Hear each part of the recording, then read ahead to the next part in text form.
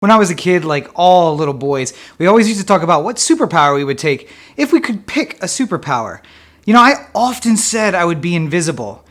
Well, it took until the late 90s, early 2000s, and even 2020 for me to realize how much of a creeper that might have made me seem. This week we're talking about Invisible Man on the Everyman Movie Review.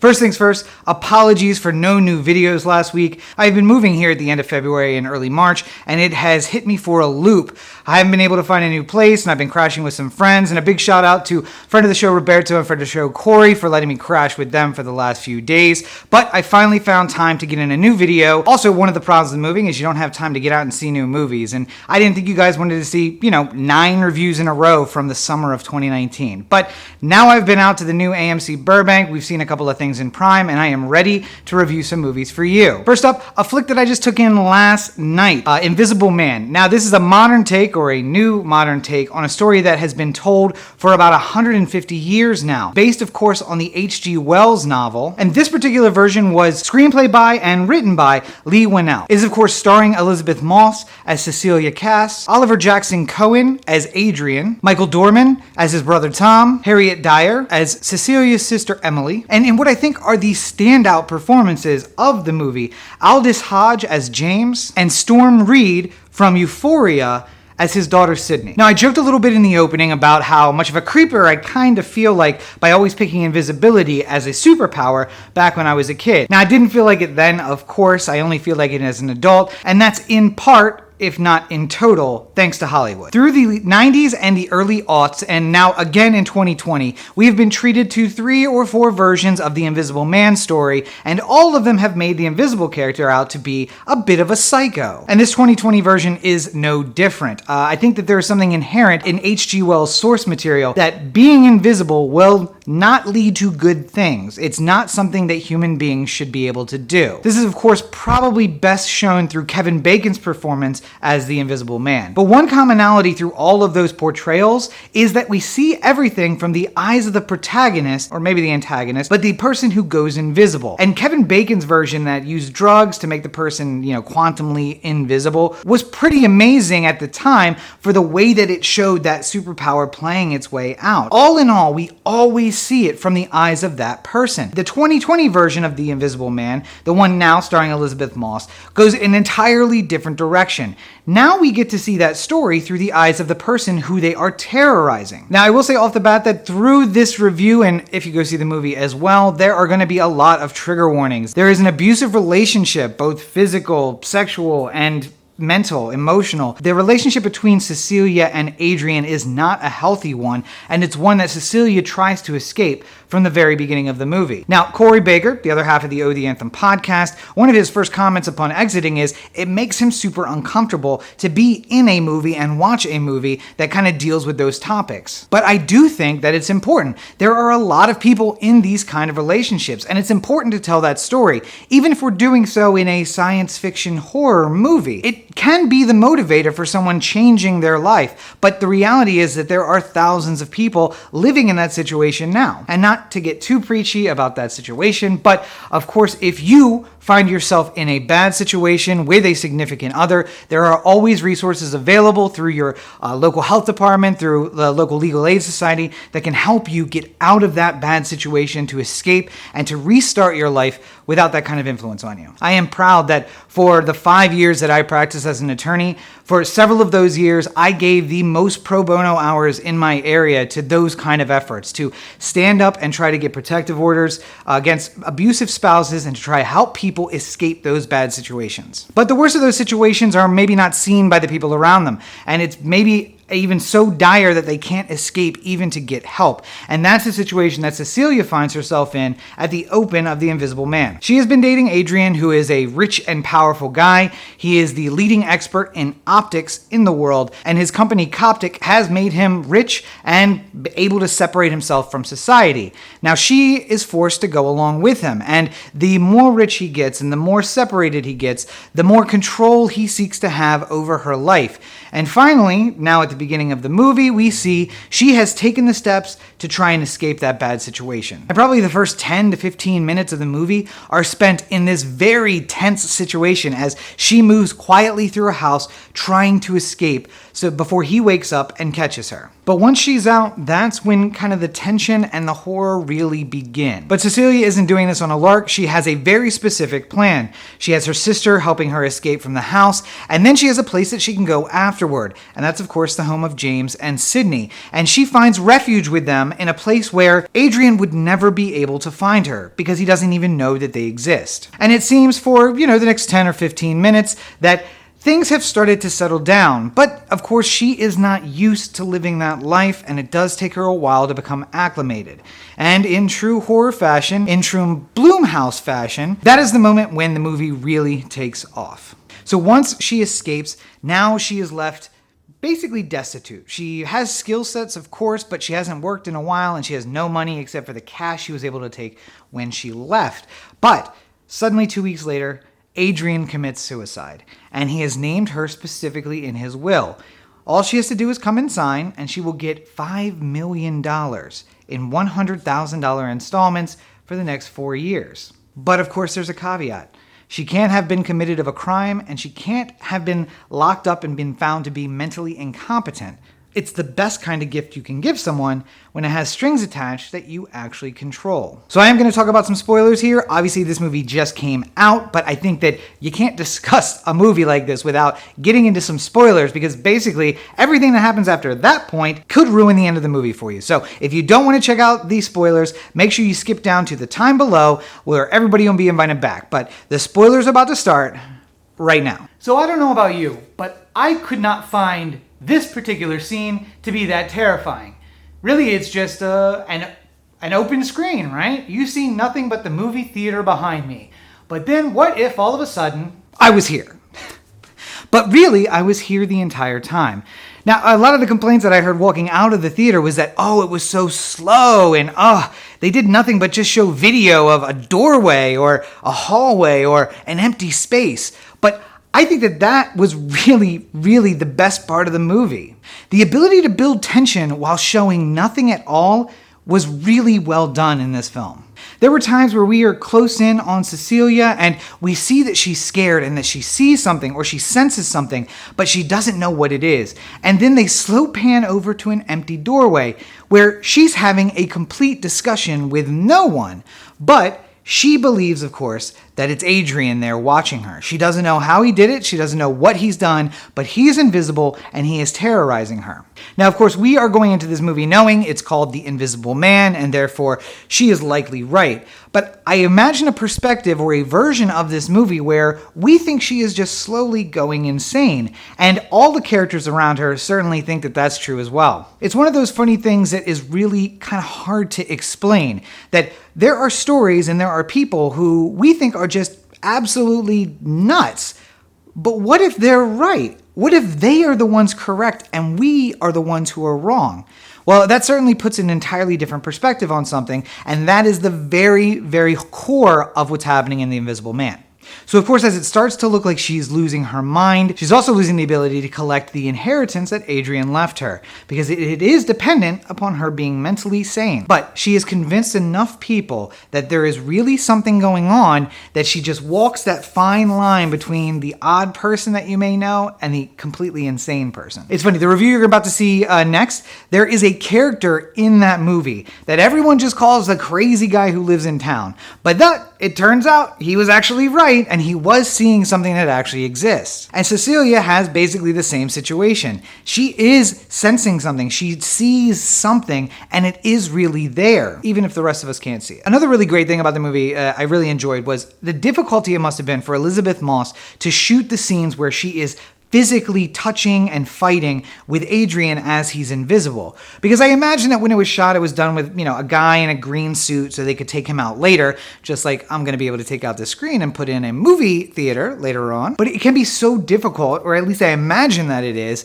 to try and have that scene where you want to kind of overact because you know the viewer's not going to see anything there.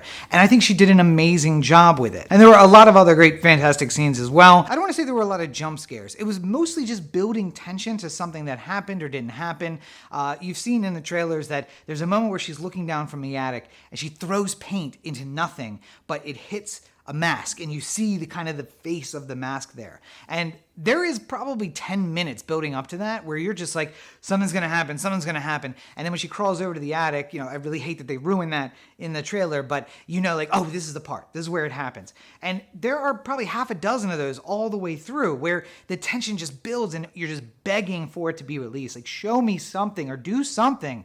And luckily, they do. It does deliver on that promise, but it's that sweet cathartic relief where you kind of just want to enjoy it a little bit longer. You want to be teased a little bit longer, but at the same time, you want to be released. But there were a couple of moments where there was like jumpy scares as well. The number one thing, of course, being Cecilia and Emily sitting at dinner and you think they're having a simple conversation and Cecilia's finally got the evidence to prove she was right when and then the knife flies across and lands in her hand and everyone doesn't notice what happened until they see her holding the knife and her sister bleeding.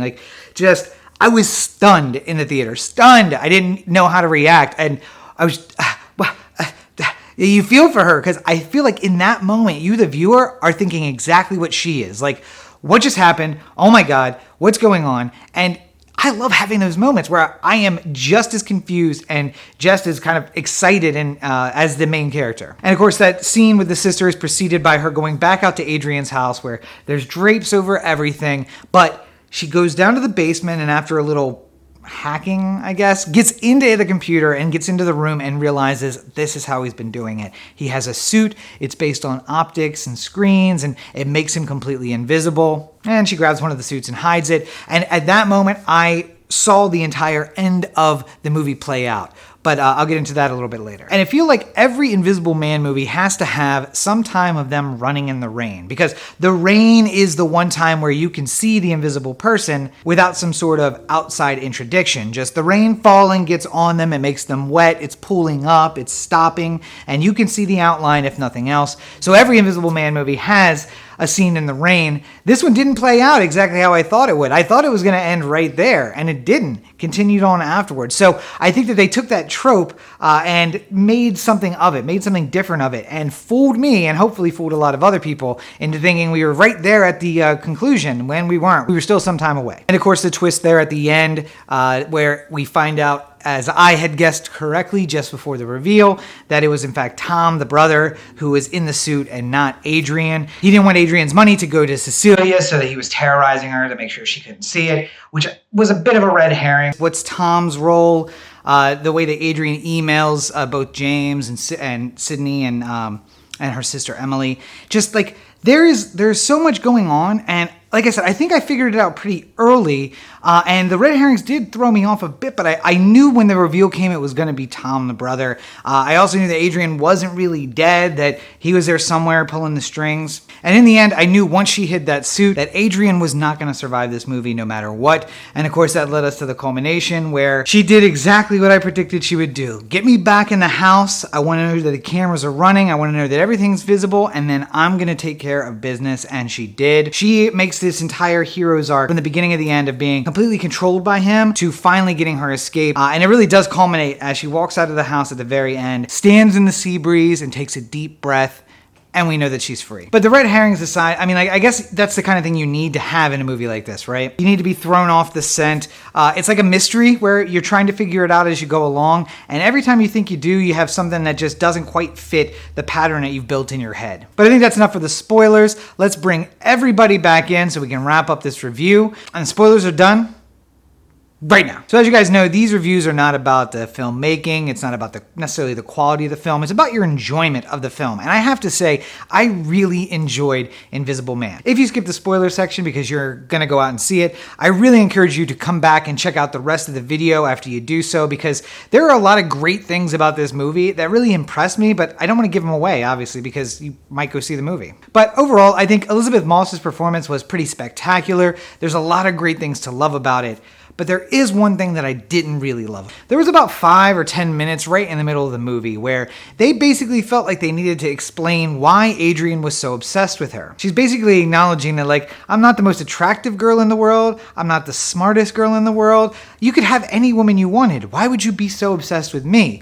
And then later we cut back to Tom, the brother, kind of explaining to her, like, this is why Adrian's so obsessed with you. And I feel like that wouldn't have been necessary if they picked an actress who was more attractive. I don't know, like, I feel bad saying that, but why did we need to take this little, like, aside to say, this is why this psychopath is so obsessed with you? He's crazy. That's why he's obsessed with you. And I will say, I had to do some real self-reflection on the ride home because there's a conversation towards the end between Cecilia and Adrian, and basically he's gaslighting her the entire time. I have been accused of gaslighting before, by a woman or two, and I always said, you know what, I'm not gaslighting you, like, this is just... But I was. I absolutely 100% was, because I recognize every bit of that conversation that they're having, and I've had that conversation before. So here's my apology to all those people. You're dating a psychopath. I don't know what to tell you. I guess it's a narcissistic sociopath. Nonetheless, probably wasn't good for you.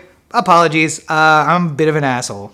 But, the bit about Elizabeth Moss aside, and the way that it kind of struck me a little hard because I identified with the, antagonist, the bad guy in this movie, there was a lot of enjoyment to come out of it. And, it's 2 hours and 4 minutes, which is about average running time these days. And I really felt like the entire time was just this roller coaster between tension and release, tension and release. And that's what you really want from a horror movie. It was a higher budget than most horror movies. Blumhouse is kind of the new home for horror as it is. They do these high budget horror, high concept sometimes horror movies. And this is no exception. It is fantastically done. It uses a classic story, but does it in a new way. I really enjoyed having it from the perspective of Cecilia the entire time. I liked not knowing how he was doing the things he was doing. And while some of the time it seemed like maybe it was a little Superman-y, like how would he possibly be in this room, and her sense him but not hear or see anything. And the suit itself, I feel like you would have been able to hear it. But you have to watch the movie to figure out why that is. Just nonetheless, I feel like there was a little bit of a suspension of disbelief when it came to some of those things, but then there were other times where they acknowledged that, like she can feel him there and then hears the floor creak or, see something that's not quite right. Those are all very important and they all led to me enjoying the movie more. But let's go through our questions before we get out of here. Who's going to enjoy this movie? Well, if you don't like slasher kind movies, like movies with blood in them, you're not going to like this movie. If you would prefer not to see a movie that had, the kind of triggers like an abusive relationship and a spouse or a significant other who's very abusive, you're not going to like this movie. Basically, this is one long abusive episode from a boyfriend who just will not let go and the subject of all of his ire. I mean, if you don't like horror movies in general, if you don't like movies that can seem a little slow because they're building tension, maybe you're just like a slasher kind of person. You want to see Jason work his way through a crowd, cutting people up. Well, this movie's not for you. You're going to have to sit there and just sit with the tension and let it build and just be begging for release, but at the same time, hoping that it never does. And when that cathartic moment happens, you're going to have to prepare yourself because immediately we're going to jump into the next time that is super tensious. But I think Blumhouse is at the cutting edge of making movies for everyone. So long as you like the genre, which is a horror movie, and you don't mind that movie is a little slower and it just works on tension, then you're going to like it. If you like Saw, if you like any of those Blumhouse movies, take the time to go see Invisible Man. It will be 100% worth it.